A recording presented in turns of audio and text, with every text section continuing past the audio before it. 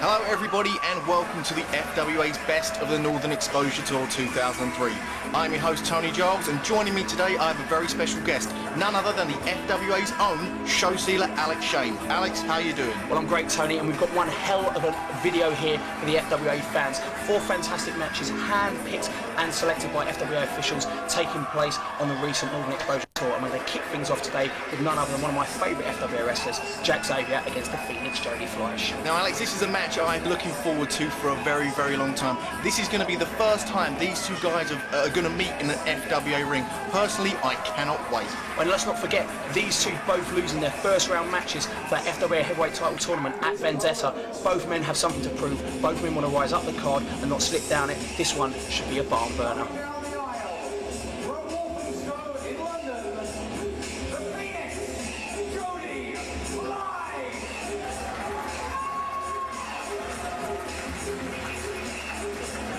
And here he comes, former FWA champion, the Phoenix Jody Fleisch.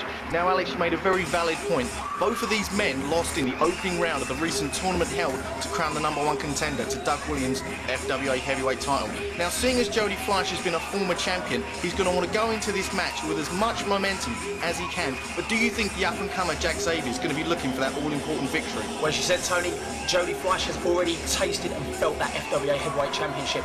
He had one of the shortest reigns in heavyweight championship history in the FWA due to what was an injury, and also someone taking advantage of the situation in the fallen angel Christopher Daniels. Jack Xavier, on the other hand, has never held that title, and it would be an awesome feather in his cap if he could do that for the first time. I think both these men have as fair a chance as each other of winning, and both men want it just as bad.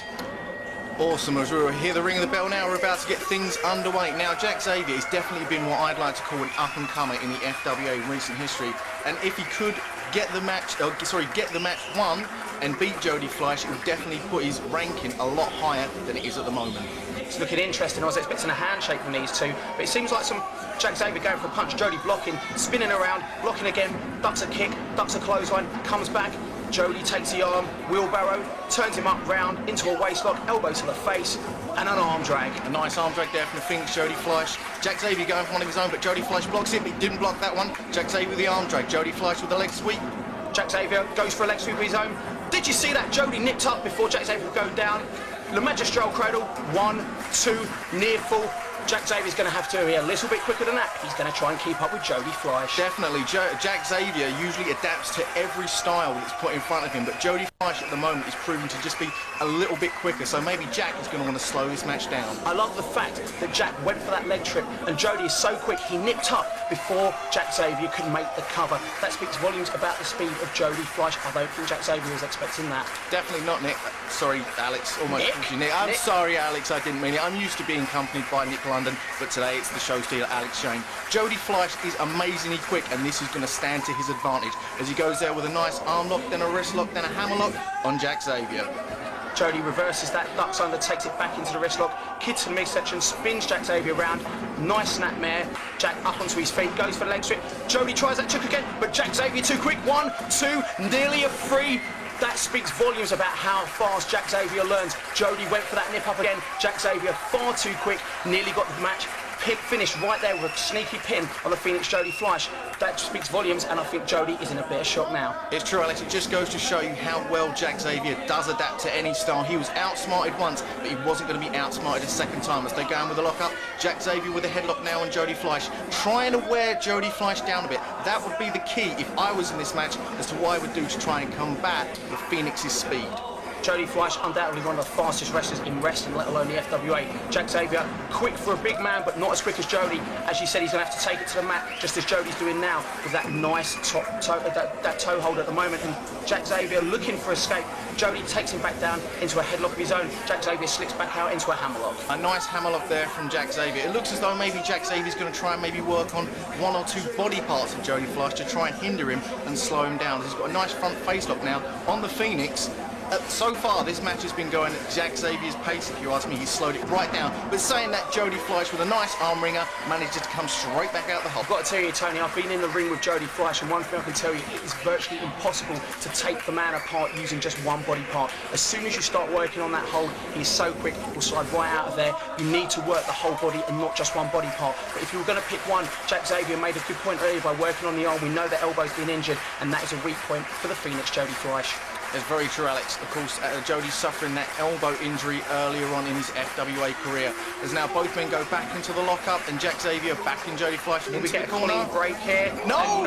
Jack Xavier, you know what? People see him as a rookie. He's far from a rookie, and he's looking to prove a point here. Again, he goes for that shoulder to the midsection, right into the abdominal area of the Phoenix, Jody Fleisch. That's right, he hits it again, Nick. Maybe we're going to see a different kind of attitude, because Jack Xavier knows that if he can beat Jody Fleisch, it's going to be humongous feather in his cap.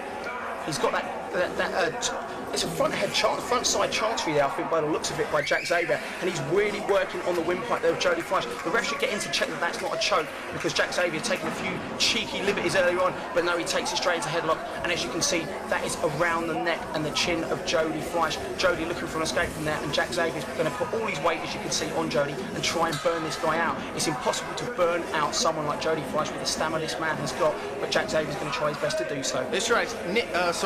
Jack Xavier does have quite big arms, and he has got that hold firmly on Jody Fleisch. But Jody Fleisch seems to be working some of his magic, and it's an awesome headstand there, and he manages. Beautiful escape there, Tony. I mean, you know, a lot of people have the misconception that Jody Fleisch is just a high flyer. This man can mat wrestle with the best of them, and he proved it right there with a beautiful Johnny Saint type British wrestling reversal there. I love it. Definitely, but the power of Jack Xavier there, just knocking Jody straight back down with a normal elbow, and again, he's working on the head. He's got that headlock on nice and tight. He doesn't want to let the Phoenix get out of it as easily as he did before. And Jack Xavier bringing Jody Fleisch up onto his feet now, goes up. Nice crisp body slam in the centre of the ring and an elbow drop. He's putting all his weight there on Jody. There's no way you're going to pin him like that. Jody Fleisch is like a spring, and when you cover him, he's going to bounce straight out of there. It's true, a simple but effective move is a body slam followed by an elbow, but it is going to take a hell of a lot more to take the Phoenix out. Jody hits the ropes now, jumps to the top, up and over with a beautiful backflip there. Jody, and an enziguri kick knocked Jack Xavier down. That came out of absolutely nowhere. He hits the ropes again. Jack Xavier sends him up. Oh my word! A slingshot Hurricane Rana knocks Jack Xavier from the ring. In the words of your colleague, FWA. That is something you don't see every day, and you will only see it delivered from the Phoenix, Jody Fleisch. Jody there just using his quickness, his speed and his agility to his advantage. Jody Fleisch is in the ring and Jack Xavier is on the outside. That came out of absolutely nowhere. And what Jody set up for now looks like one of his trademark dives. He goes up and over. Jack Xavier moves. Jody lands on his feet. And off the apron from Jack Xavier. I wasn't expecting that, and nor was Jody Fleisch. No way. Both men are down at the moment. And perfect moonsault there from Jack Xavier from the apron to the outside, taking both men down. I mean, Jack Xavier did the move, but it also looked like it may have taken something out of him.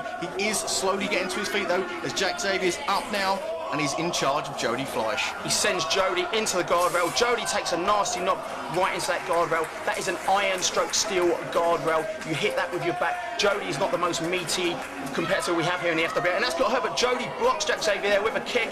And what's this? Hurricane Rana. Oh my word! A Hurricane Rana taken right onto the top of the guardrail. I mean, that was face first right there. Jody Fleisch, very impressive. Jack Xavier was coming straight for him, and he used his ring smarts and his ring skill to get out of it. Tony, I've seen that move done into a turnbuckle. I've never seen that done into a steel guardrail.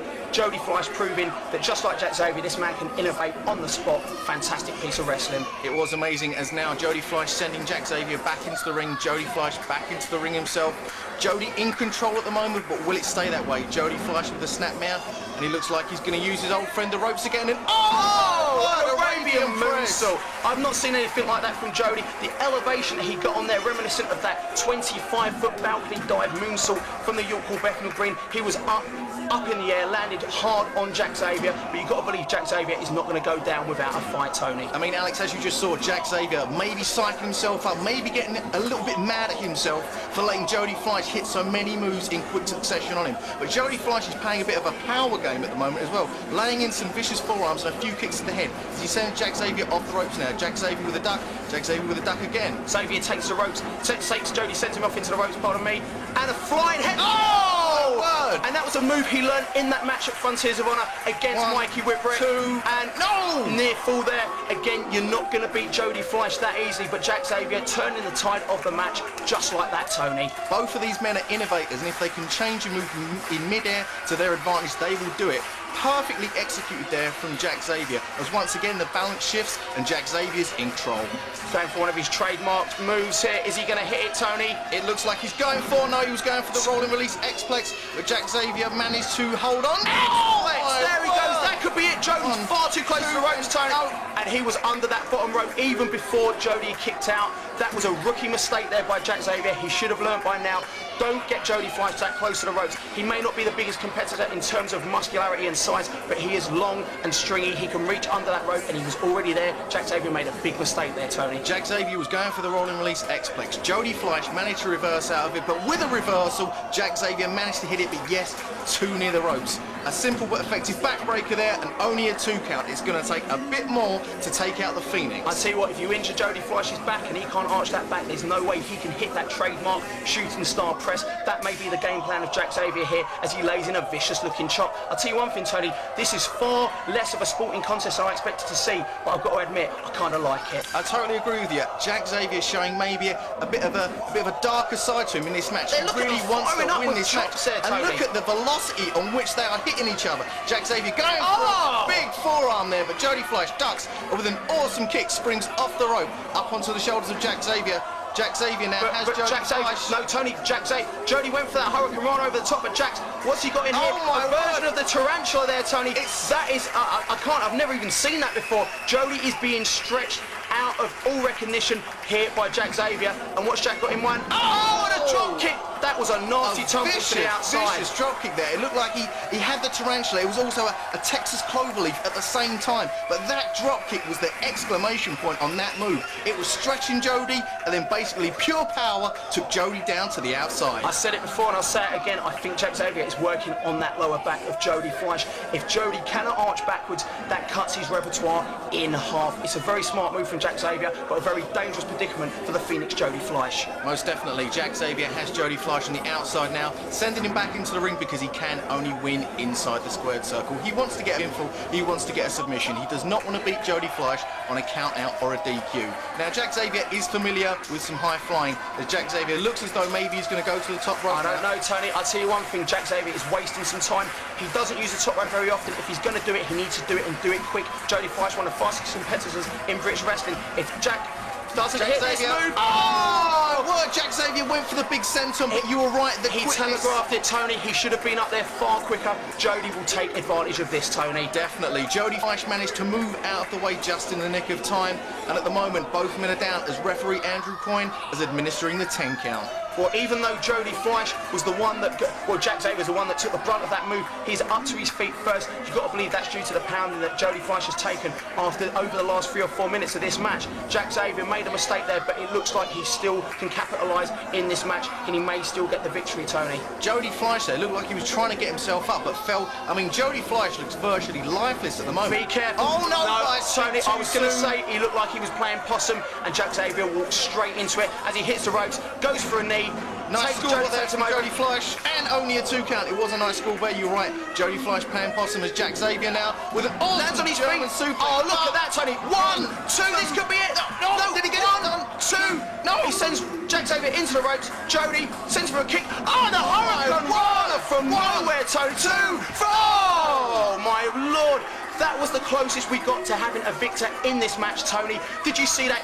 Jack Xavier with a kick to the chest, the sternum area of Jody Fleisch, turns it into midair, and Alex, my word! We've seen Jack Xavier do that before. Sorry to cut you off. You think he's down? He nips straight back up on an enziguri to the back of the head, taking the Phoenix down. Both men are down. This match is unbelievable. The tide has turned in this match far too many times for me to mention. Jack Xavier needed there to roll Jody over for a cover. He's too slow to do that. That could have been a missed opportunity there. But Jack Xavier and Jody Fleisch both proving that they can end a match from absolutely anywhere. As both men are up now, Jody Fleisch going for a punch, but Jack Xavier managed to block it. Jack Xavier's got something in mind. Oh, it worked! the fake. That flatliner type manoeuvre there by Jack Xavier. Again, Jack needs to get Jody away from those ropes. I wish I could shout loud enough for him to hear me. If he's going to pin Jody Fleisch and make it believable, make it convincing, he needs to do it in the middle of the ring. It has to be done that way. Otherwise, people oh my God, 1, 2, 3. That was the closest near fall of the match so far. I could tell you right there that Jack Xavier now must have his confidence killed, or at least cut in half, because if you hit your biggest moves on a man and that man keeps getting up, what more can you do, Tony? It's true, Alex, you made a perfect point at Jack Xavier. Jack Xavier, watch out. Jody is dangerous on that ring apron. That's where he hits his 720 DDT. It's the trademark kick. Are we going to see it now? Jody Fleisch setting up. He's up and he's got it. Oh my word, Tony, he hits it. That's it. 1, 2, 3. Jody Fleisch wins, and wins in the centre of the ring. Just where I said, Tony, that was a convincing victory. But Jack Xavier has proved to a lot of people he's more than just an uncomer. He is ready to be a force to be reckoned with here in the FWA. What a fantastic match. Most definitely. Jody Fleisch hit the 720 absolutely perfectly. Landed square in the middle of the ring. There was no way Jack Xavier was going to get up from that. But that has to be one of the best matches I have seen in FWA history. FWA Home Video presents Jody Fleisch, Johnny Storm, Doug Williams and the phenomenal AJ Styles in a round-robin tournament. Seasons beatings. Go to www.frontierwrestling.com.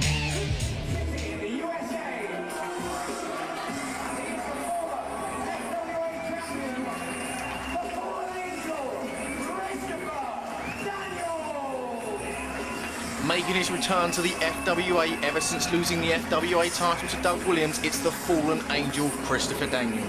I tell you what, Tony, the history behind this match is unbelievable. Doug Williams and Christopher Daniels met for the first time in April of 1999 for the now defunct UWA.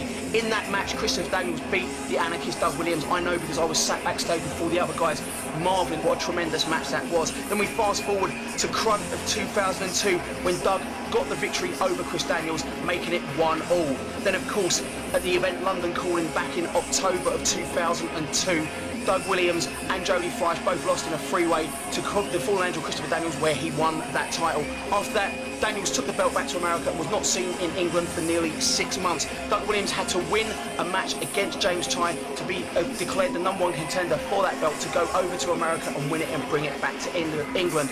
Daniels returned to England at Frontiers of Honor, where he beat the Phoenix Jody Fleisch in the finals of that tournament with assistance from Johnny Storm and Doug Williams, and Daniels will face each other here tonight.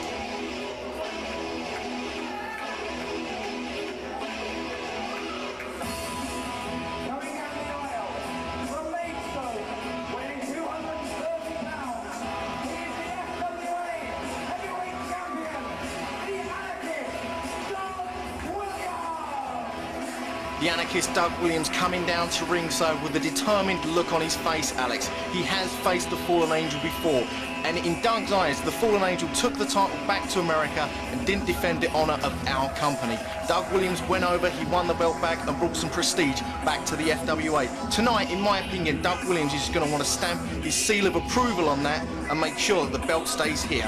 I tell you what, when Christopher Daniels won that belt at the Walthamstow Assembly Halls back at London Calling, there was an eerie feel backstage that an American had won the British heavyweight title, and it's something I don't know if Jody Fleisch has got over ever since. Doug Williams, a proud Brit, someone who flies the flag of the United Kingdom every time he travels abroad to America, Germany, Japan. I don't think he's going to want to live with himself knowing that he dropped that heavyweight title to the Fallen Angel Christopher Daniels here tonight in Morecambe. I really don't think it's going to happen, but Chris Daniels would love to show up the FWA and Doug Williams once again. Here we hear the ring of the bell and the match is underway.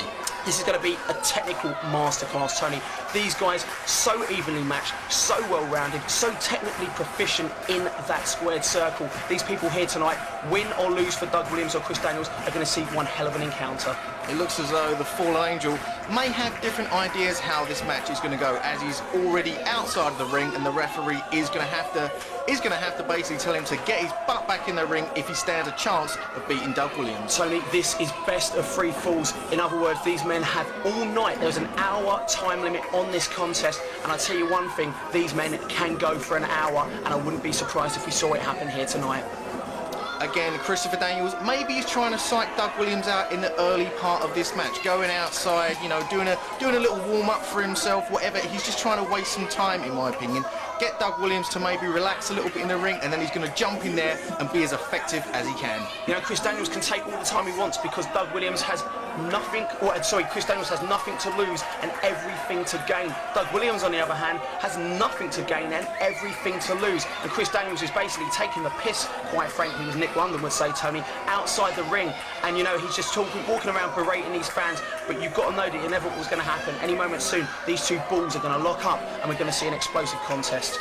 Although Christopher Daniels now having some words with the referee. I can't think what he would have to say to the referee. But the referee is now going over towards Doug Williams. I don't know, maybe Daniels isn't happy about the way Doug Williams is dressed, perhaps.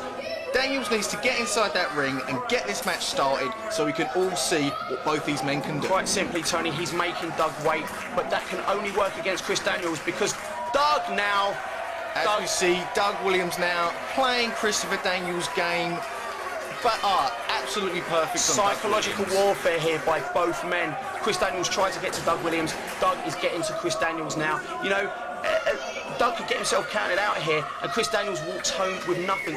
Daniels is at a disadvantage in one way, that he has to pin or make Doug Williams submit in the centre of that ring. Doug can simply walk backstage, and Chris Daniels can technically do nothing about it. But I think these two want to get this match underway, and now with that little bit of chicanery, both men are going to be that little bit stiffer in this lock-up when it finally happens, and there it is, collar and elbow. And there we see the lock-up there, both men jockeying for position. Neither of these men gaining the advantage at the minute. I'd give the advantage to Doug. So would I, but Christopher Daniels there, are we going to see the clean break?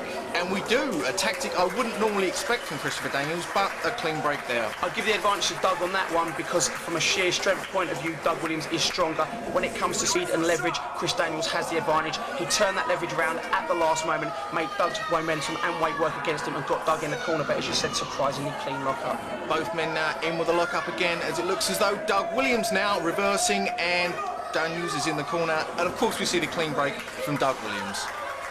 Both men just getting a feel of each other now. They're trying to figure out if both men are on form. You know, when you get in the ring with your opponent for the opening couple of minutes, you can tell whether that guy's fired up, whether he's had a late night the night before, whether he's full of energy when you get him in that ring. Both men trying to feel each other out, and it's working well, and Doug bars that arm, takes it nicely into a wrist lock. Notice Doug Williams not going straight for the wrist. He makes sure he bars the arm before he takes that wrist, so he knows he's in full control, as he is right now. Doug Williams, a true wrestling technician, but Christopher Daniels managed to get out of that hold very well, and has now got Doug Williams in a perfect headlock. But Doug Williams, obviously, he knows so many reversals and counters. He's going to get out of that as quickly as humanly possible. Look at Doug Williams, though. He doesn't struggle about and wriggle when he's in that hold. He knows that he wants to save his breath, conserve his energy, and get out of it in one of the ways only Doug Williams can. The guy is a technical wizard in that ring, and I'm sure we're going to find...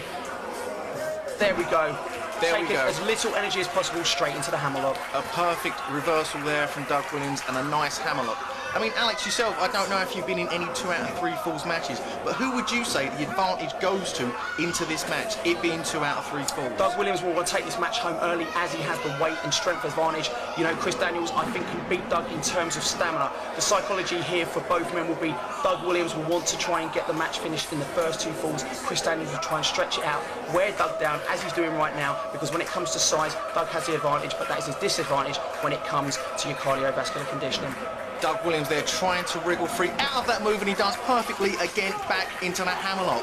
He seems to be targeting, maybe he's going to go for that one area. Oh my word, a lovely bridging hammerlock there from Doug Williams. Doug Williams is a true wrestling technician. The beauty of Doug Williams is he can make the most out of simple moves. A hammerlock is not an effective move when applied by most people. Doug Williams just adds in that little bit more pressure, and you can see the pain on Daniels' face as he hits a shoulder block. There's no way Doug's going to go down on that exchange, even if Daniels is hitting the ropes.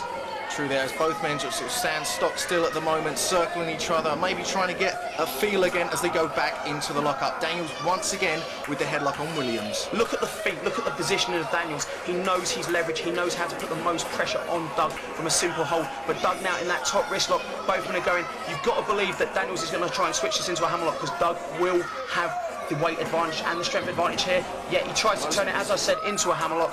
Oh, but hammerlock Doug of his own. Williams, yeah, hammerlock straight back out of it. Doug Williams back into that hammerlock. He's so proficient at reversing moves that he doesn't even have to think about it anymore. It just happens. What people don't realise about these holds is when Doug applies all that pressure, if Daniels, as I said, can move his feet, Doug will hit the mat a lot quicker because all his weight is pushing in one direction. But Doug, again, straight back out of it, into the hammerlock. You know, Daniels is using some good moves, some good ring smarts, but Doug just seems to be on top of his game here tonight in Morecambe. Doug Williams is most definitely in control at the moment, but the longer this match goes on, maybe we'll see the stamina of Christopher Daniels come into play, and he'll maybe try to start hitting some of those high-risk moves that he is known for and take Doug Williams down and walk out eventually the FWA champion. Well, you know, of course, Christopher Daniels, his two top moves are the angel wings and, of course, that Lance right. Both moves involve the arm heavily. If the pressure is so badly put on the arm of Chris Daniels, he will not be able to manoeuvre Doug around for those two finishing moves. If that happens, then Chris Daniels is going to be down with no finishing holds to put on the Anarchist. And, of course, the Anarchist can hit that Revolution DDT or the Chaos Theory, sends him off into the ropes. It looks as though Doug Williams maybe... Oh, I thought Doug Williams was maybe going for it, but a perfect arm drag there from Doug Williams and a nice side leg kick there.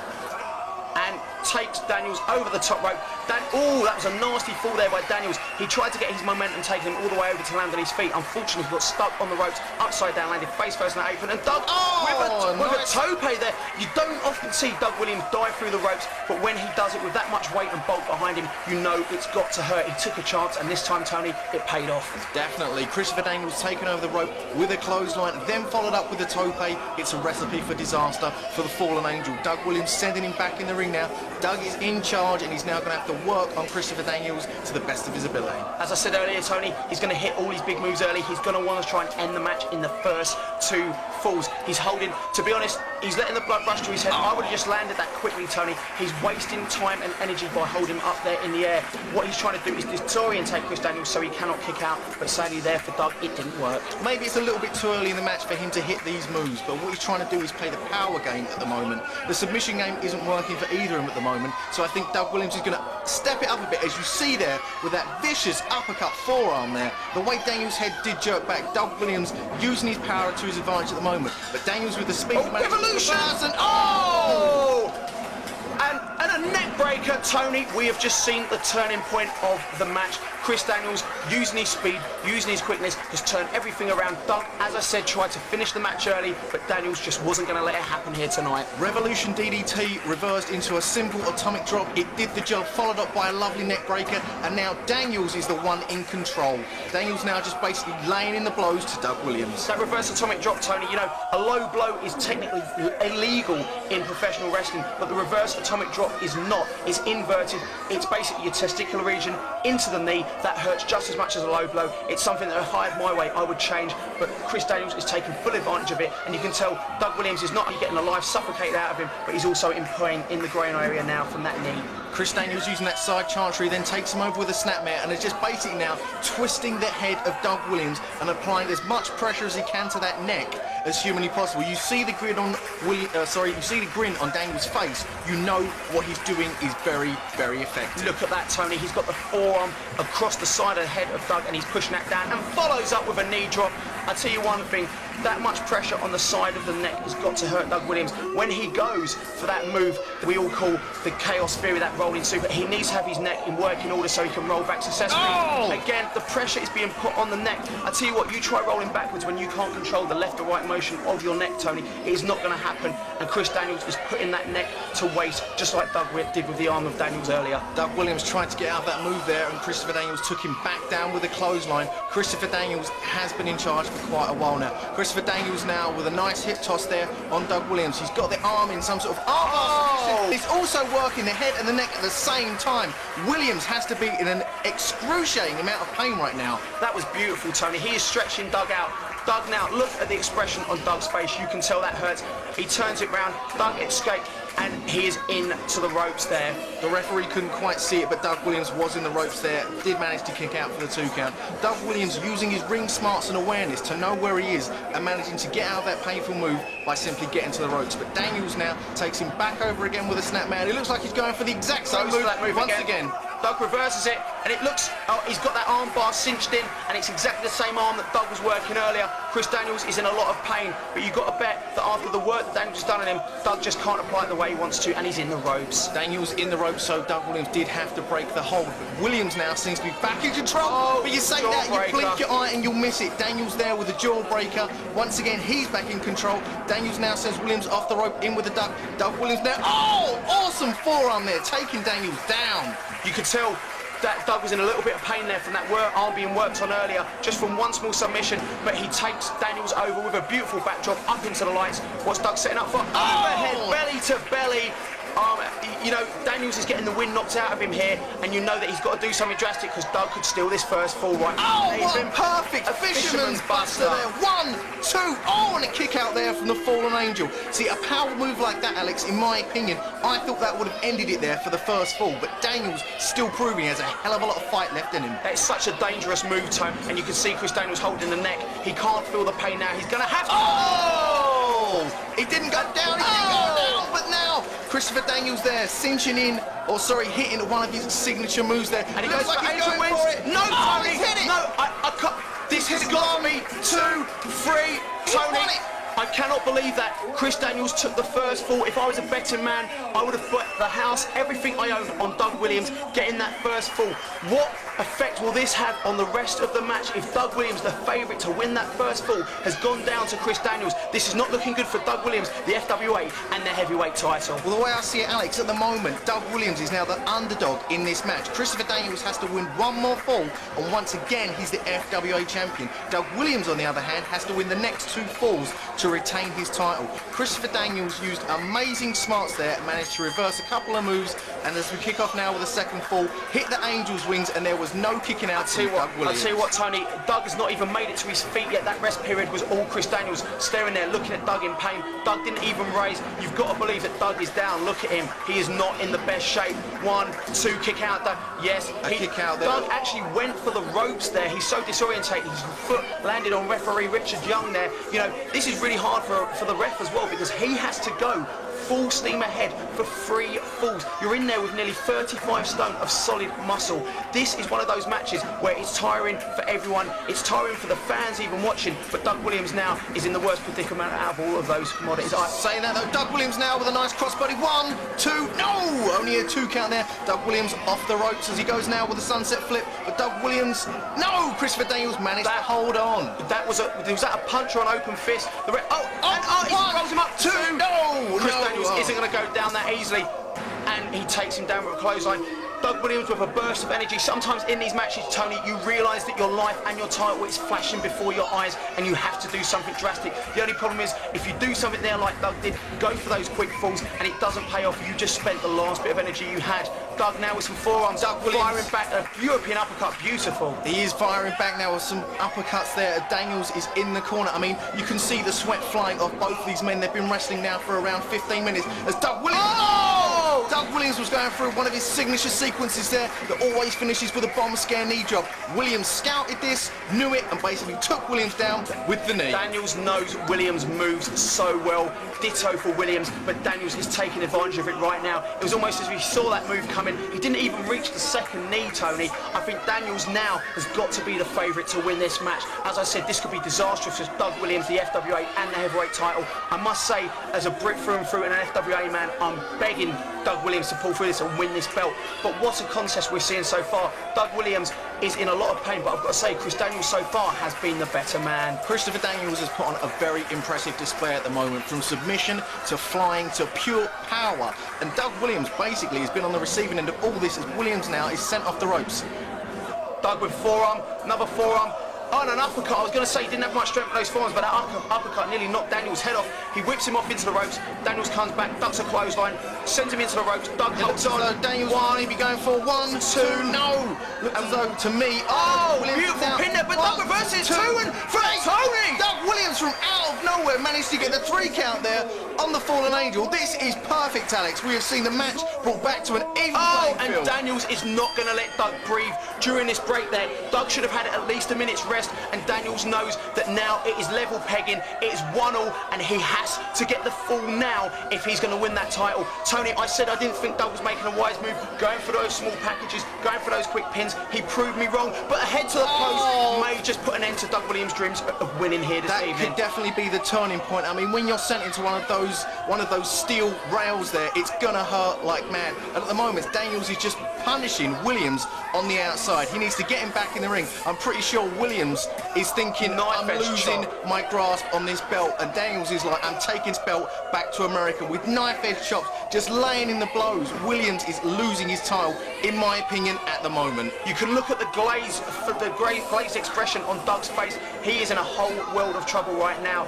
Daniels is in control. He breaks the count. You can tell Daniels now, when you're on the inside of that ring, Tony, you have ropes, you have turnbuckle pads, and you have a canvas. When you're on the outside ring, you have wooden aprons, you have steel ring posts, you have metal guardrails, and you have a cement floor. Doug Williams is in a whole hell of trouble, because you know full well Chris Daniels will take advantage of all those elements. Definitely, Christopher Daniels will do whatever he can, be it inside the ring or outside the ring. He'll use every piece of furniture to his advantage if he can. And at the moment, he's setting him up. Oh, Blue Thunder driver there. 1, 2.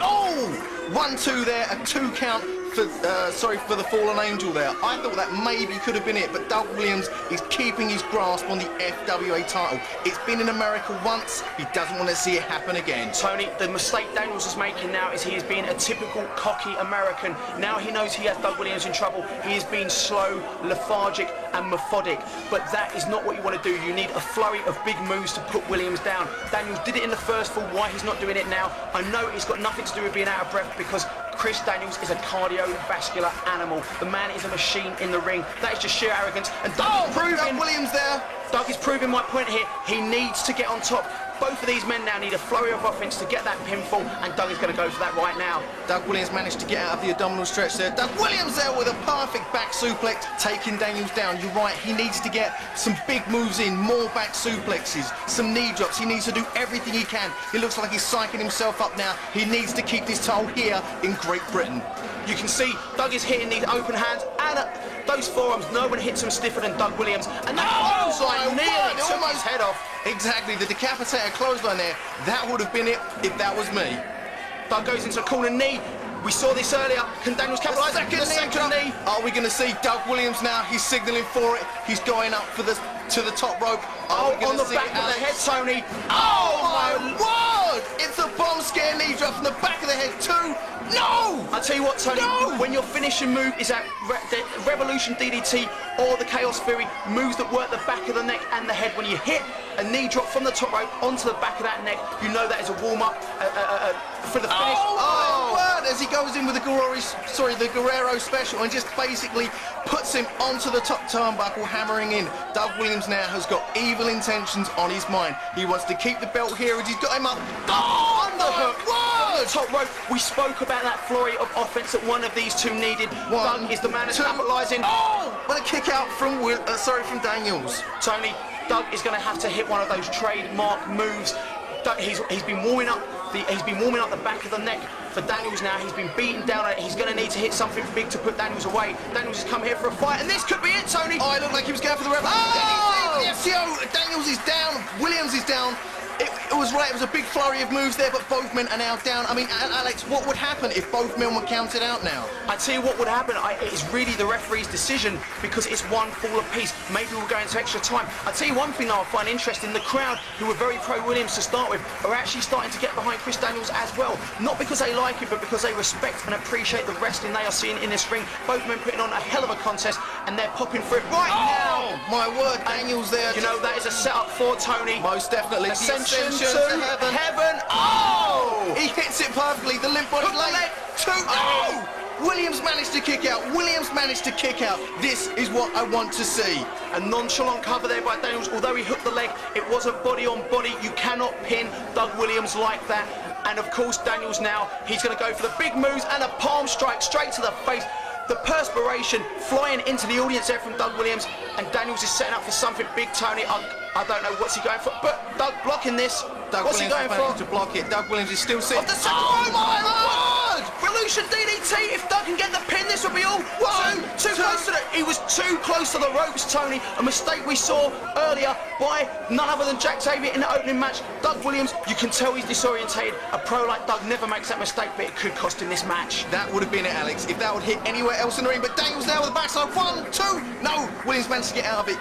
Williams now goes Le Magistral. 1, 2. Both have been caught up in the ropes, but there was a kick out as well there. You're right, if that Revolution DDT was anywhere in the centre of the ring, that would have been all it, and Doug Williams would still be champion. Tony, now. we're going to get the Doug payoff, Fury. He goes him up, he brings him up. Oh, come here. 1, 2, 3.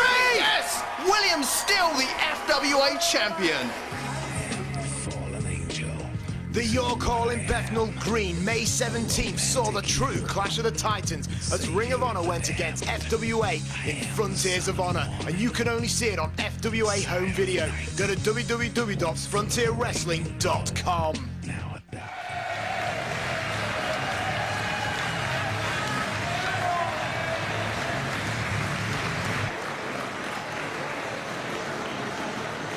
Making his way down to ringside, the FWA's first son, James Tye, former Rookie of the Year, going into this match knowing he has a date with Flash Barker to decide the #1 contender for Doug Williams' heavyweight title. You know what, Tony?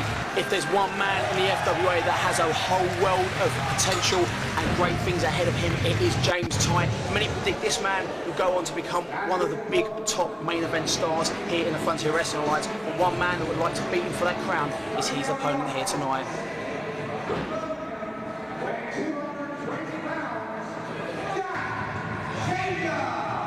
Tony, I've said it time and time again, this man is without a doubt my favourite FWA competitor. Not only is he young, not only has he got a whole huge future ahead of him, but he is one of the biggest innovators in the FWA. He does something new every time I see him, and he has been on a roll as of late. I had my first FWA television match against this man, and I knew from that point the man had a whole lot of heart and a whole lot of talent, and watching him step in the ring with someone like James Tye is almost like watching one of your children grow. He is fantastic, and I think this match is going to be awesome. Definitely. I mean, Jack Xavier suffered that loss earlier on to the Phoenix Jody Fleisch, so he's going to want to go into this match with all guns blazing and get the victory over James Tye as quickly as humanly possible. But I think James Tye is going to have a different idea, and he's going to put Jack Xavier away as quickly as he can. Tony, 100% right. You know, Jack Xavier lost to Jody Fleisch at our last big show. We saw at, of course, Vendetta. James Tye beat the Phoenix Jody Fleisch in the #1 contenders match for that, you know, in the first round of that tournament. And then you've got, of course, Jack Xavier losing in the first round to Flash Barker. Not only Jack Xavier winning will move him up the rankings, but it will build his confidence, because wrestling is 50% ability, but 50% confidence. And Jack Xavier needs to get his back on track very quickly. Definitely. We know James Tye is going to go on and face Flash Barker to determine the #1 contender for the FWA title. So a victory for Jack Xavier here will stand him in some real good stead. As James Tye now in with the wrist lock, Jack Xavier reverses it into a wrist lock of his own. A nice rolling reversal there by Jack Xavier, trying to put his elbow on that elbow joint of James Tye, applying an additional bit of pressure. One thing about Jack Xavier, much like Doug Williams, when he applies a hold, he makes that hold matter. He could see that James was looking for a reversal and turn that into a hammerlock. A nice hammerlock there from Jack Xavier. James Tye is maybe going to try and roll out of this. A simple but effective move. He's back into that hammerlock. You know, Jack Xavier now is going to look for an escape of this of his own. You can see he's looking over the shoulder of James Tye. What's he looking for? There you go. Round takes a wrist lock, turns around into a hammerlock. I tell you what, that's an effective move, Tony. I was once caught in one of those for almost 5 years, and you can tell that the pressure is now on James Tye. James Tye now is going to want to get free of that as quickly as he can. Jack Xavier really putting some talk on there, but a nice reversal there from James Tye. James Tye back in with the wrist lock onto Jack Xavier. I spoke about Doug Williams-esque mannerisms and traits. That was a Doug Williams reversal if ever I saw one. James Tye is, in many people's eyes, the next Doug Williams here in the FWA, and he's proving that he also is a technical wizard. But if there's one up-and-coming young lion that can match him, that's Jack Xavier, and he's going to try and do it right now with a reversal of his own. You can almost feel it, Tony. Without a doubt, if I could buy stock in one wrestler, Alex, it would be James Tye. I see James's star rising very, very quickly. He's had a tremendous year, but Jack Xavier is maybe going to put a stop to that as he goes in again with a very, very nice wrist lock there, taking James down in now with the nice top wrist lock. Fireman's carry into the top wrist lock in a ground-based position. You can tell that both men are going to want to feel each other out early. You know, these two men met in that amazing freeway dance and the beginning of British Uprising 1. James Tye was victorious, but in many people's eyes, Jack Xavier was a close second. Jack has got a whole lot to prove, and James needs to continue to prove that he is still on a roll as he wears Jack Xavier down with that body scissors. James Tye there using his tremendous leg strength there to basically get out of the hold and put Jack Xavier in a very painful position. Basically, it's not a choke, but it is working the head very, very tough. Saying that, Jack Xavier manages to nip straight up out of this move. Jack gets out of that manoeuvre, and you know, both men are trying to wear each other down. People think these are wear down holds. They are. When you try and wriggle to get out of one of these holds, you're using energy that you need to conserve for later on in the contest. Both these guys, being very young in their careers, are not wised up to these moves, kind of like someone like a Doug Williams or a Chris Daniels. You can see both men trying for these wear down holds, and so far, I must say that I think Jack Xavier is coming out on top. You know, it's surprising for me to see, Alex, two of these young guys in their FWA careers using such veteran hold-down moves. You know, I thought they'd maybe start flying about the place, but at the moment, it's been submission for submission. A nice shoulder block there from Jack Xavier. James Tye. Oh, look at Jack Xavier there with a pin from absolutely nowhere. Arm drag onto James Tye. Second arm drag onto James Tye. Jack Xavier on fire. James flips out of that hip toss, turns it round, goes for an arm drag. James ducks it. 1, 2. No, was that? Wasn't meant to be that time. A lovely fake. Tony, I was convinced that was a free count.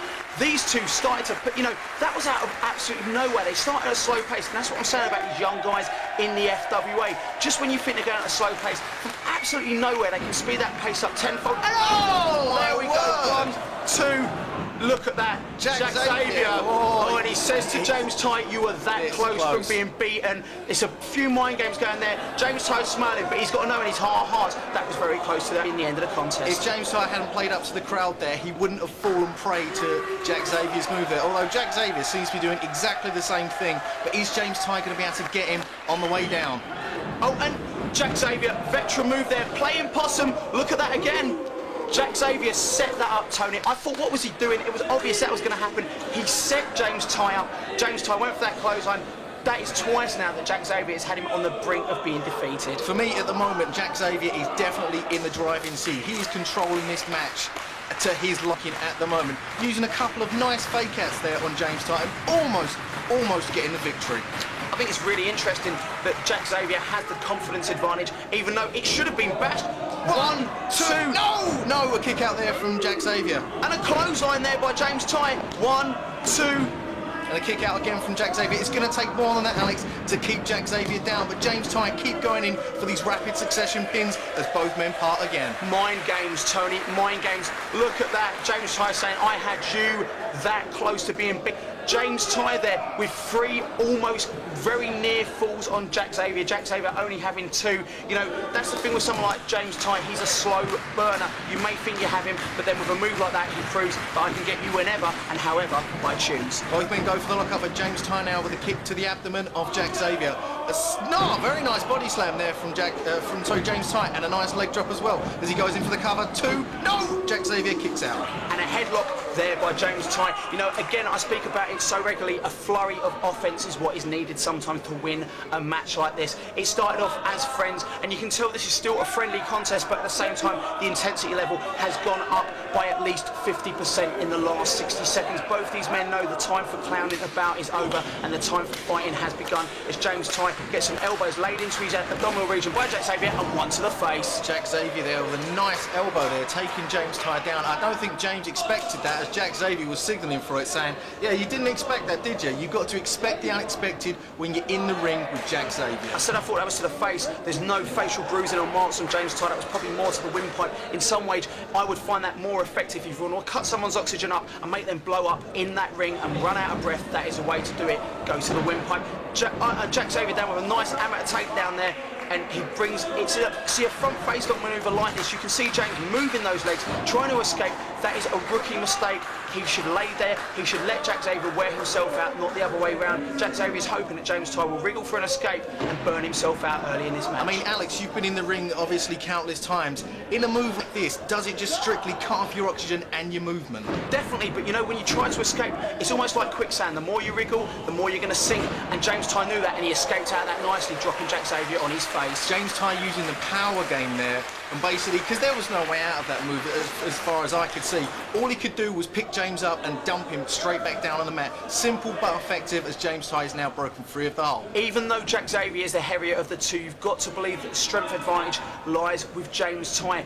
Also, I'd say the speed advantage and the agility advantage lies with James Tye. The confidence advantage must go. Oh, and a moonsault drop here.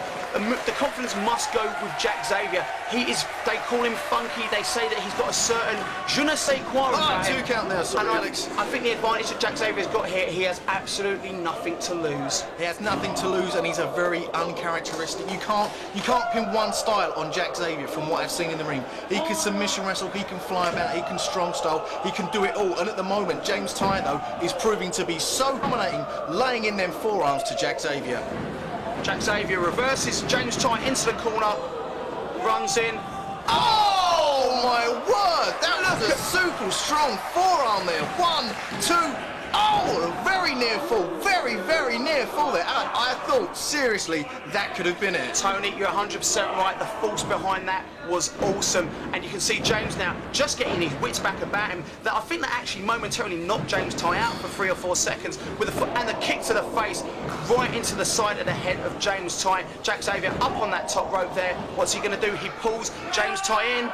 A nice couple of kicks there as well, all for the head reason, but Jack Xavier was going for some sort of, maybe a spinning DDT, but James Tye managed to reverse it, as Jack Xavier now is trying to send him back in. Oh, Xavier to 1, 2, oh! And a kick out from James Tye, but you were right what you said, the flurry of moves, Jack Xavier, nice forearm, couple of nice kicks, goes for the DDT, James Tye managed to get out of it, but Jack Xavier just used his size and strength to basically power him down in the Xavier areas. Now they are trading forearms back and forth. I tell you what, these men really starting to realise that this isn't a friendly contest, this is a war in it. Oh my word! James, 1, 2. You know what, Jack Xavier needs to have a few more moves done him to put him down, but that was enough to win the man at the very least. You know, I said James Tye has the agility and the strength advantage. Now, I'm not so sure these may be more evenly matched men than I originally thought. And James Tye now, what's he James doing? Tye looks like he's maybe going for some sort of high-risk move, something we don't often see James doing. Oh! There's a reason they call that high risk, Tony. If you miss it, you are in trouble. And James Tye proving that. Jack Xavier nips up. We've seen this before, Tony. Oh my word! Jack Xavier with a nip up enziguri, sending James Tye through the ropes, crashing down to the mat. That was simply awesome. The tide has changed of this match, and Jack Xavier looks to be fully in control. Jack Xavier now, we've seen him go to the outside before, but James Tye ducks it. Oh, he's dangerous on that ring apron, but oh my word! Tony, for the moonsault. Tony, that looks serious, Tony Charles. He did not land. Those crash mats, those mats at ringside only give you about 2 inches of padding, if that. That was a hard leisure centre concrete floor. Jack Xavier may be in some serious trouble. His knees crashed into that floor and that guardrail, and you've got to believe he could have a broken leg right now. This is very serious. Definitely, Alex. You saw the way he crashed down to the mat, and you saw the pained look on his face. That was devastating. 1, 2, no. Maybe if it had gone for a submission, maybe if it had tried to work over the knee, it would have been all over. But Jack Xavier does have a huge heart, and he's not ready to go out like that. I tell you what, I'm surprised Jack is still standing. That could be because James Tye's just pulled him up. That is one of the sickest things I've seen in a while. And Jack Xavier now on his feet. James Tye, he ducks a clothesline, sends Jack Xavier off into the ropes. Xavier comes back, ducks under, gets him in a backslide, and a flatliner from out of nowhere. Is it going to be a last-ditch desperation move there from Jack Xavier? I mean, his knee has got to be in a whole world of hurt as we see the 2 count there on James Tye. I thought he would maybe going to go for the rolling release X-Plex there, Alex.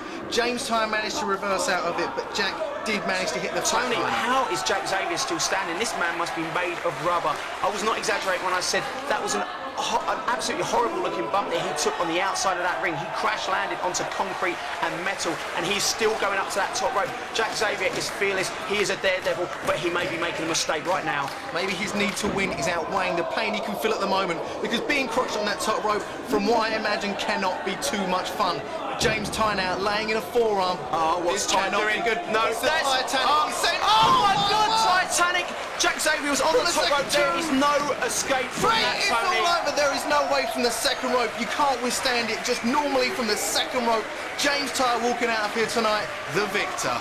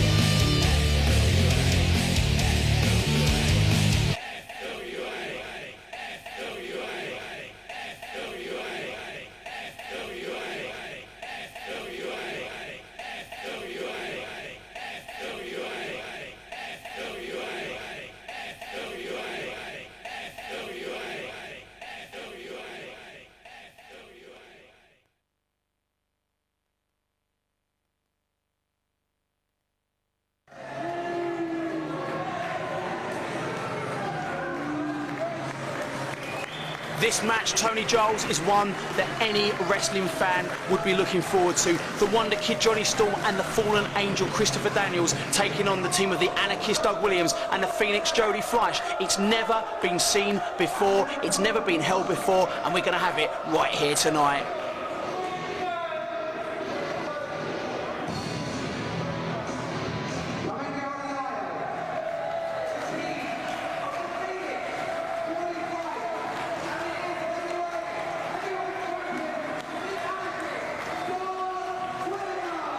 I mean, Alex, you talk about your wrestling dream team matches, and there have been countless numbers of them over the years. But for me, this really does deserve the title of dream team. Former champion Jody Fleisch with current champion Doug Williams taking on the Fallen Angel and the Wonder Kid.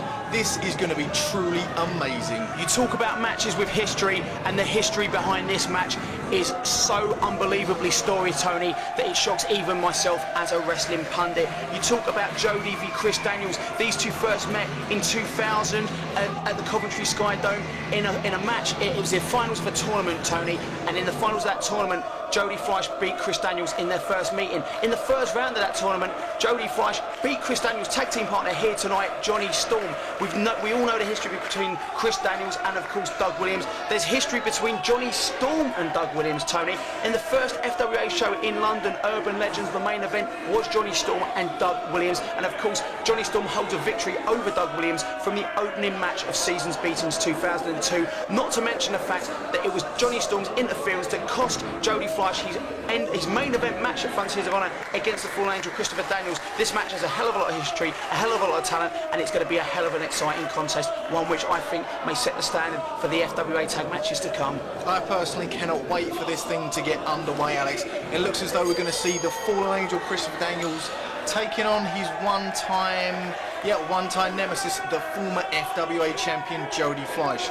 I mean, all four of these wrestlers are look at that. I mean, that's the kind of display that I don't need to see from Johnny Storm and Christopher Daniels. What they get up to in their own private time is their business, but what they do in the ring should be completely about wrestling.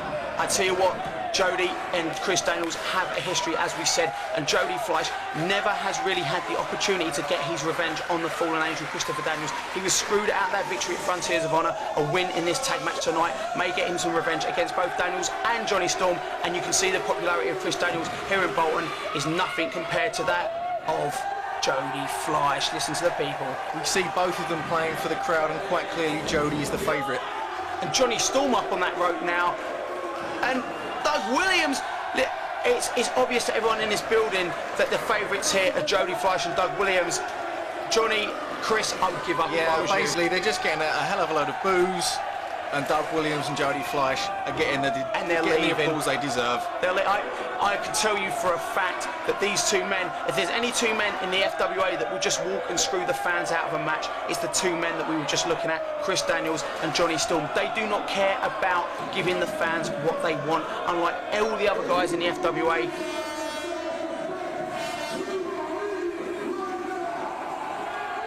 Chris Daniels with some hard words there for the fans, Tony. Yeah, you do make a valid point. I mean, these two guys would walk out and screw these fans into the match they so rightly deserved.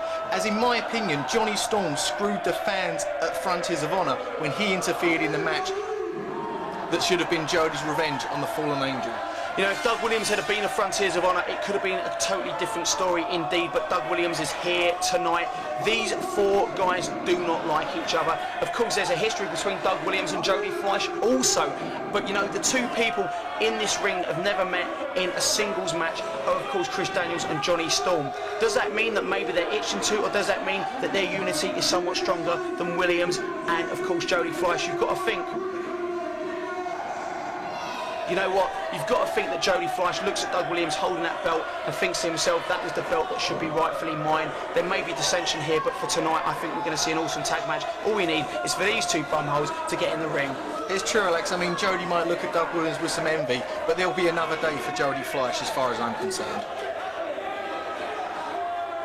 As we see the fallen angel Christopher Daniels now, George acting with some fans and protecting precious little Johnny Storm's ears from what the fans might have to say to Johnny. There was one time when I really respected Johnny and Storm and what he did in the ring. But ever since that vicious attack on Jody Fleisch, Johnny Storm has had a completely different outlook in the FWA, and personally, I can't stand him anymore. I think the match is finally going to get underway here, Tony. You've got Chris Daniels, the fallen angel, and Jody Fleisch, the Phoenix, ready to square off against each other, and I think this match should really get going. The people want to see it. Hell, I want to see it. These wrestlers in the ring want it. Let's give it to them. Jody getting these people up.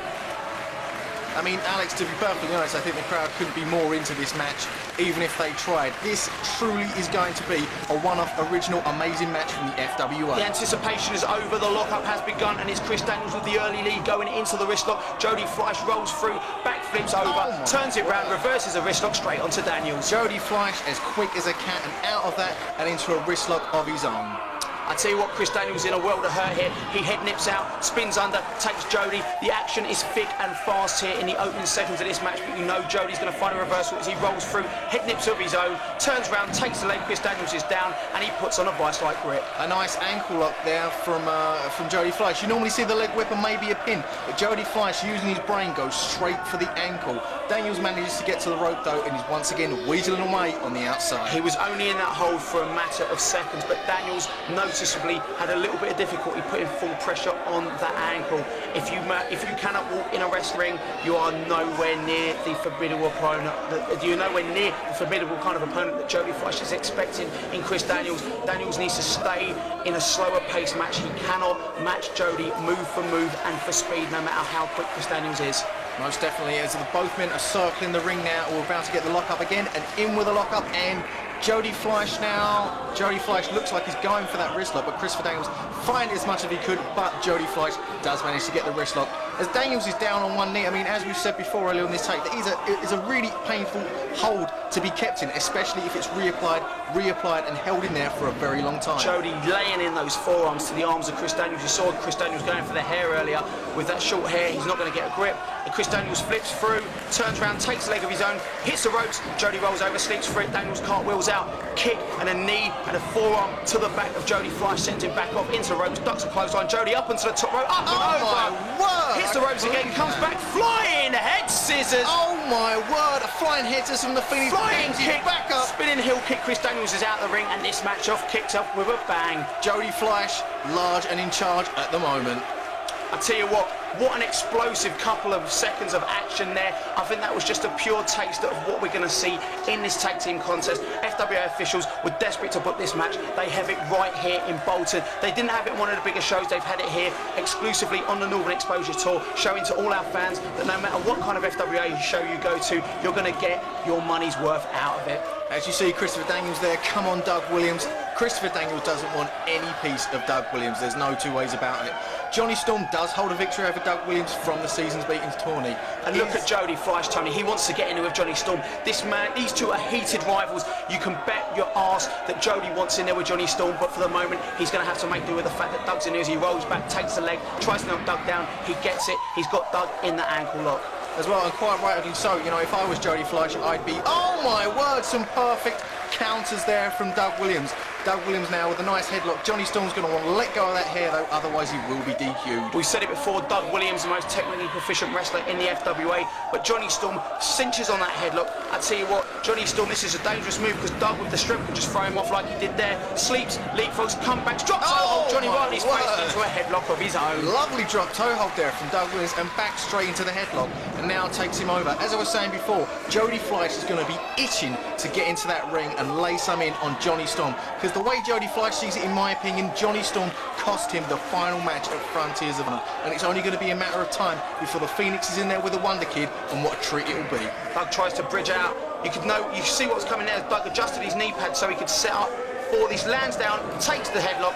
And you know, the thing is with Doug Williams, when he's in that ring, unlike Johnny who panicked when he was in that headlock, Doug is slow, methodical, proficient. You can tell he's not going to burn himself out, and it's proved right there by Doug going back on the top, and he turns that belly to back into a crossbody for a 2 count. Johnny Storm tried to play the power game with Doug Williams, but that's something you don't want to do. Doug Williams there with a lovely arm drag, taking Johnny Storm down, and then with the knee to the face. Doug Williams is in control, and it looks as though we're going to see it right now. The Phoenix has been tagged in. The Phoenix has landed, and this is exactly what, look at the slaps to the back. This is exactly what Jody wanted. He wanted to get in the ring with Johnny Storm. He's got it now, vice-like grip. Oh, and a bump to the eye. Johnny wants nothing to do with Jody Fleisch. Get straight out. Jody with an arm drag takes Daniels down. I mean, you look at these 4 wrestlers, as much as I don't agree with some of their policies, Daniels and Johnny Storm are a formidable team, and if they keep up with the quick tags, much like Williams and Fleisch, they could take the upper hand. Doug Williams now, though, just proving the ring general that he is, working Christopher Daniels' arm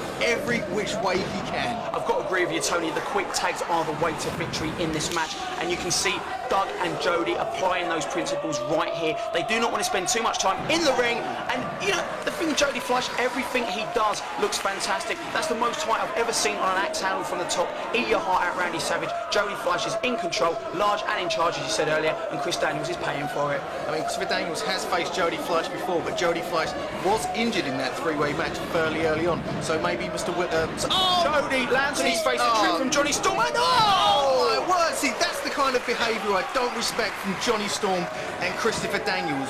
Jody was in charge, but Christopher Daniels, Johnny Storm, working as a team. Johnny basically taking the coward's way out, tripping Jody up. Now Johnny Storm is in charge. Did you see the kicks from, an immense Sunoco driver?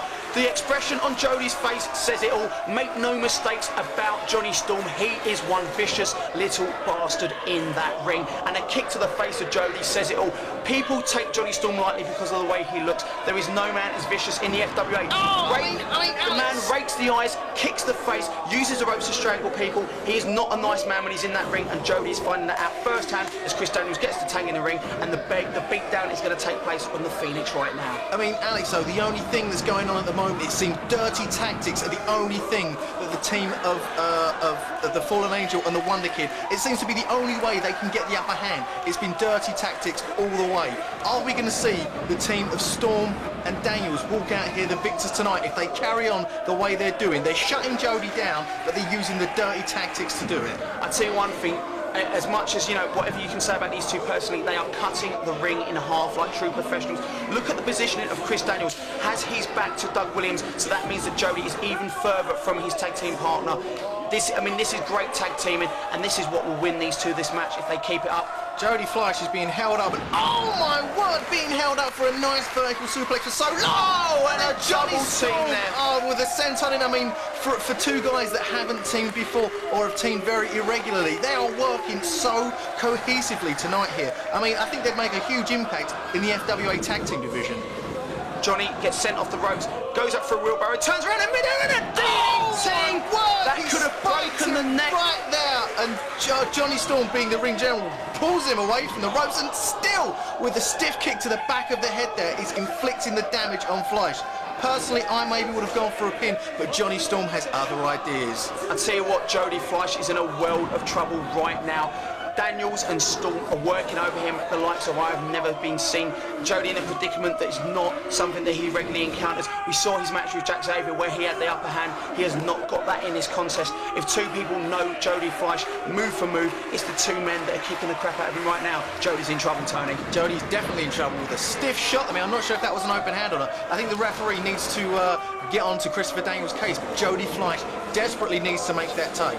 You know what, Tony? Doug Williams is trying to help his tag team partner there by getting in there, but he will not help Jody at all. If he distracts the ref has his back, it opens him up to even more double teaming by the team of Storm and Daniels. I totally agree with you, Alex. As you saw Johnny Storm in there laying a boot, I mean, there was no reason for it. It's just the only way these guys can win a match, as Johnny Storm now is laying in some vicious blows, but Johnny Storm distracting the referee. Oh my word, he's got Johnny back there. If the ref can turn this round. 3, surely that was it. Surely we've had like 2, 3 counts by then, but no, Johnny Storm distracting the referee, and Christopher Daniels laying Jody Fleisch down with a vicious clothesline. If I was judging this match on points so far, you have to say the team of Daniels and Storm are in the lead. They may not be being fair, but they are being very smart. Again, Doug Williams distracts the referee, opens up the opportunity for Johnny Storm to get a low blow, a headbutt into the nether regions of Jody Fleisch. I tell you one thing, these two are using ring smarts, the likes of which I have not seen in an FWA tag team match. I mean, there's a lot of cocky bravado coming from the team of Storm and Daniels, and at the moment it's working for them as Jody Fleisch is being stretched viciously now, an abdominal stretch applied by the former champion, the Fallen Angel. And you know what, Tony, he brings that butcher's hook, that chin lock around the head as well, just to add that extra little bit of pressure. And you know what, that is making a hell of a lot of difference. Jody trying to get this crowd into it, but you can just tell that if Jody doesn't do something drastically soon, this match will be over. Doug tries to get in. Did you see that, Tony? There was no tag there, Alex, no tag whatsoever. Sorry to cut you off. Johnny Storm back in again, back onto the hold. I mean, by all rights, the referee should stop this and make Daniels come back in the ring. Did you see Johnny talking to the ref there, saying to him, listen, there was a tag, there was no tag. I know it, you know it, Doug knows it, these people know it. The only person that doesn't is the referee. Sadly, that's the person whose opinion counts in this contest. Jody Fleisch is in a bad place at the moment. Jody hits his way out of it. Managed to hit. He's on the wrong side of the ring. If he and Daniels ring smarts, Daniels gets in. He's got 5 seconds to get in and out. He uses that 5 seconds wisely, pulls Jody back into his corner. Jody once again is in trouble. I mean, we've talked about a flurry of moves. Anything from Jody Fleisch at the moment would be a godsend. And a 2 count there, a 2 count from the Fallen Angel. Jody Fleisch managed to hit toss Johnny Storm, but it just wasn't enough. After that move, he buckled down and collapsed in the middle of the ring. Johnny Storm is now going to try and cut it off even more. Jody Fleisch is desperately going to need to make that tag very soon. We spoke about the quick tags earlier, Tony. I thought it would be the team of Jody and Doug that would take over in this contest because of the quick tags they were doing earlier. We're seeing that strategy being used now by Daniels and Storm, and it's the strategy that I think will win them the contest if the momentum doesn't change.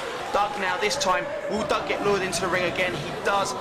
Doug, this is just pure frustration on the part of Doug Williams. The man, as I said before, has so many ring smarts in there, and he's being lured in by the team of Storm and Daniels. Jody's in trouble. He needs to do something drastically. If he doesn't, this match will be over very shortly. Daniels is signaling on the outside for Johnny Storm to basically take Jody Fleisch wherever he likes, where Daniels can do the most damage. I mean, Johnny Storm and Daniels are working so well at the moment, and an awesome forearm there from Johnny Storm as Jody Fleisch is sent into Christopher Daniels. Oh my word, the STO taking him down. I mean, this could be it for the Phoenix 2, and I know the 2 count. The Phoenix still has some fight left in him, but Daniels is going to carry on working down, putting the boots to him any way he can. How did he kick out of that, Tony? Jody has had so much punishment on him. He still manages to kick out, and I just think that punishment's going to get worse any moment. Yes! Oh, yes, Jody, the move. That was the move the Phoenix needed. Jody needs to get in that corner. Tony, make that my tag. word! The Inzaguri kick takes Storm down. He's going for that corner, but the question is, does he have the energy to make that tag? Come on, Jody, He comes you in. can do it. Yes, he makes the Williams tag. comes in, Tony. House of Fire. Forearm. Storm down. Daniels down. Knee to the face. Another knee is coming up. You can tell that Johnny's in the corner. And right to the jaw. And a second knee there. Johnny Storm is taken down. Are we going to see it? One of the trademark moves of the anarchist Doug Williams. He's going to the top rope. Is this going to be it? Bomb scare knee drop, and he lands it perfectly on Johnny Storm. One, two, and a kick out by Storm. I tell you what, Doug Williams is a house on fire. This is the problem when you work on one guy. That gives you the advantage if you can beat that guy. If you don't, that second man is fully fresh, and Doug Williams is proving that now. Johnny sends him into the corner. He's going over. We've seen this before. Rewind Hurricane Rana coming up. This could be the end. No, Doug Williams turns it round. Up. Johnny Storm backflips out of it. Doug Williams comes round, goes for the Revolution DDT. Doug Williams comes out of the corner and nails it. Word, manages to get it on the second time as Johnny Storm almost through the ropes. One, two. If Daniels hadn't have been there, that would have been over. Daniels pulls Johnny into his corner, makes the tag. Smart move, make sure he's a legal man, but he gets greeted by a forearm from Doug Williams, sends Daniels off into ropes. Williams reverses it. Blue Thunder driver. 1, 2, and Kick out from Doug Williams there. Daniels is maybe going to have to try and wear him down a little bit more. My word! Tony, we've seen this before. That is a setup for the ascension to heaven. That picture-perfect springboard moonsault to the top and down. He hits it perfectly, surely not. 1, 2, Jody with a drop kick to the back of Daniels' head, breaks out. That could have been all over right there. Most definitely. That I thought was almost going to be it. At the moment, Doug Williams, though, still is proving that he has that bit of fight as Jody. But Jody sets up. Springboard Hurricane Rana takes Daniels on the top of his head. 2 and 4. Very near fall there. A kick out there from the Fallen Angel as Jody Fleisch now goes with the kick, but Daniels ducks it. Oh my word! He vaults up to the top rope, goes for the moonsault. Johnny Storm breaks up the 3 count. This action is so fast, I can hardly catch my breath. One of these men has to alienate one man, get the other guy out of the ring, because so far the tag team partners are breaking up the hole. Johnny goes to top rope, spinning heel kick. That could be all for Jody Fleisch. That was an awesome, I mean, from the top rope, I mean, wherever you do it. Johnny Storm there looks like he's maybe setting up for the Hurricane Rana. That could be 1, 2, and 3. My Fleisch managed to escape. The nearest fall of the match goes to Johnny Storm, but as a wise man once said, close only counts in horseshoes and hand grenades, and that is not what finished the match. What more can Johnny Storm do? He's setting up for something here. Jody tries to block it. It looks like he's maybe going for that Storm driver. I don't know if Johnny's going to... with a kick there from Jody Fleisch. I mean, Jody Fleisch is going to try and get his wits about him. Devastating kick to the back. Hits the ropes, comes back. Johnny hooks him. Tony here. He nearly. That was on the head. 2 and 3. No, Doug Williams coming in time. If Doug Williams had not have broken that up, but Chris Daniels over the top takes Doug with him. This is what I spoke about earlier. 2 men are isolated in that ring. It's going to come down to Storm or Fleisch. Which man can get to their feet first and win this match? I don't think it's going to be Jody Fleisch. He just got dropped on his head. Johnny Storm is my pick to get the pin in this contest. Jody Fleisch has had so much damage inflicted on him in this match. I totally agree with you, Johnny Storm. If you can do it, now is the time. 1, 2. No, the ref's slow on that. Johnny could have had it. 1, 2. We're seeing these near falls now, Tony. This is surprising to me. Jody runs in. Backflip. My word! It was like a released German suplex. 1, 2. No! Jody Fleisch managed to still kick out. That was devastating. That was vicious. He let go of him in mid-air, Tony.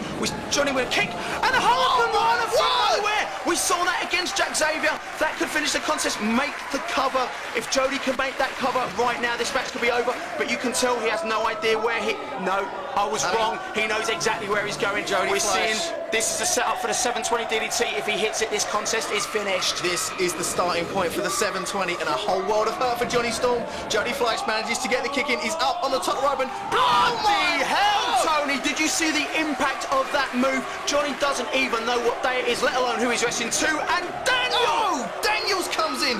That would have been Alex. Williams taken down. I tell you what, Daniels now is the man in this match. He is on top. I can predict you we will see a finish to this tag match in the following 60 seconds or less.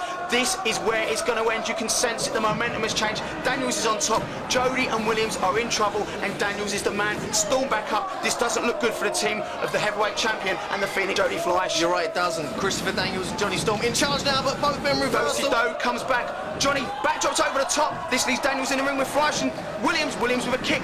Sends a forearm backwards. One, two, bridges. Oh my God! The Phoenix! He Oh got my it! He God. got it!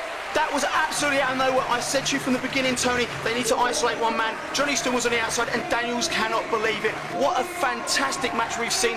Never seen a match like it in the FWA, and that was totally awesome. Williams and Storm are the men right now. I cannot quite believe what we've seen, Alex. That has to go down in FWA history as one of the thickest and fastest matches we have ever seen. It was just absolutely unbelievable. The crowd on their feet. Sorry, I said Williams and Storm, meant Williams and Fleisch. Storm is out the ring, nowhere to be seen, and this crowd are applauding the efforts of these men. Tony, if this match has proved one thing to me, that is that when the FWA perform, they perform. We've seen Frontiers of Honor, British Uprising. This was the Northern Exposure Tour, and it was undoubtedly one of the best matches I've ever seen. If this teaches me one lesson, that is get up off your arse, go and see the FWA live when they are in a town near you, because you will see something that will blow you away, Tony. You know, Alex, I've watched wrestling from all over the world. I do it all the time. But what we've seen tonight here in the FWA is truly unbelievable. If it's coming to a town near you, do yourself a favour, go and buy a ticket. This has been the FWA Northern Exposure Tour. This has been, what a culmination to the tape. This match is one of the greatest matches I've seen in a British ring, let alone that of the FWA. I've been your host, Tony Giles, alongside FWA's The Show Stealer, Alex Shane. Thank you and good night.